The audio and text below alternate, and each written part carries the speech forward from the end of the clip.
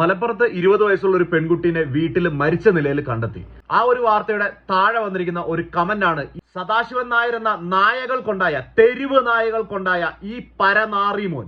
അവൻ താഴെ ഇട്ടിരിക്കുന്നത് ആ പെൺകുട്ടിയുടെ വയറ്റിൽ വാപ്പയുടെയോ സഹോദരന്റെയോ ചോരയുണ്ടായിരിക്കും. മദ്രസകളിൽ നിന്ന് സാധാരണ ഇതുപോലെയുള്ള കാര്യങ്ങളൊക്കെ തരണം ചെയ്യാനായിട്ട് ഈ പെൺകുട്ടികൾ പഠിക്കാറുണ്ട്, അല്ലെങ്കിൽ മുസ്ലിം കുട്ടികൾ പഠിക്കാറുണ്ടെന്നാണ് പറഞ്ഞത്. അപ്പൊ നിന്നോട് എനിക്ക് പറയാനുള്ളത്, തന്തയില്ലാത്തവനെ, ഏതൊരു കുട്ടിയുടെയും ശരീരത്തിൽ മുഴുവൻ ഓടുന്നത് സ്വന്തം ഉണ്ടാക്കിയ അപ്പന്റെ ചോര തന്നെയായിരിക്കും.